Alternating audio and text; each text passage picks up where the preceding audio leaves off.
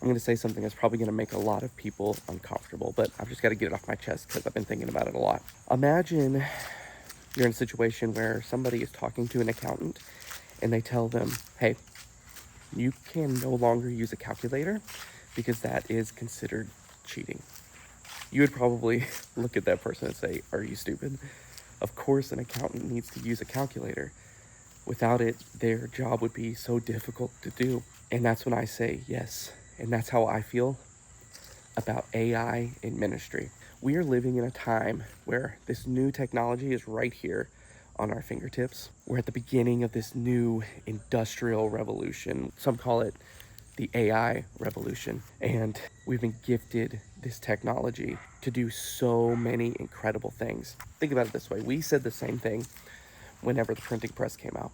The church was terrified because they were afraid of what is going to happen whenever the common person could get their hands on a Bible, when an educated, holy person wasn't the one teaching people what the Bible said. We now look back in hindsight and say, well, of course, that's stupid.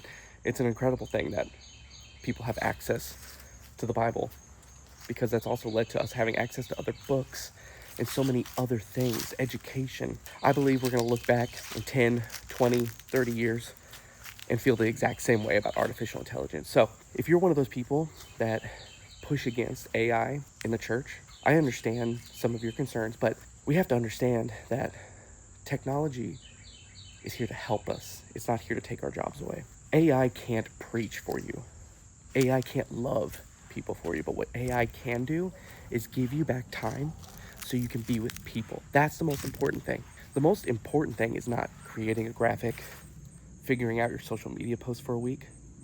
And this is coming from somebody who does church communications for a living. I understand that the most important thing is relationship and being with people. We need to learn to not live in the fear of what AI might do, but live in the expectation and the joy and the wonder of what AI can do for us.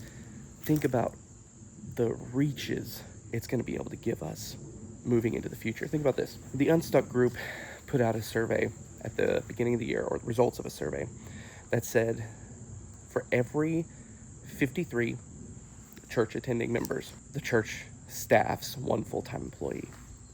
Now, the average church attendance in the United States is 60 people. They're not these huge conglomerates with all these staff members. They do exist, and those are the ones you see most of the time, but that is a very small percentage of the actual church experience in the United States. So if we're saying that the average church only has one person on staff and it's a pastor, that means he has to preach. He's there to pray for people, counsel people. She's there to create social media posts. She's there to make sure that the live stream's working. They're there to make sure that graphics are being made. And when we put all those expectations on somebody, no matter what capabilities they have, it's no wonder that they burn out. This is a tool that can be used for them so they can buy back that time to be the people that they were meant to be. To use a more recent example, not the printing press, but the internet, think about how many churches weren't live streaming pre-COVID, and then how many had to learn how to stream when COVID happened. The expectation for churches to be online went through the roof, and now it's a bare minimum for most churches is they have to be online. I think AI is going to be and is the tool to help buy back all of that time. I encourage you guys to keep an open mind. Try something out. Just try one tool. See what it can do to buy back your time. If you have any questions about using artificial intelligence, I encourage you, there's a link down in the description. It'll also be the first pinned comment of a worksheet with a PDF with 3 prompts to get you guys started with artificial intelligence. That's a great place to start. And try putting it into your workflow. I promise you, it's not the overlord that you think it is that's going to take your job. AI, like I said, can't love people. AI can't preach for you. The Holy Spirit still does that stuff. But we can use these tools, just like we use the Blue Letter Bible, just like we use concordances, just like we use things like Planning Center.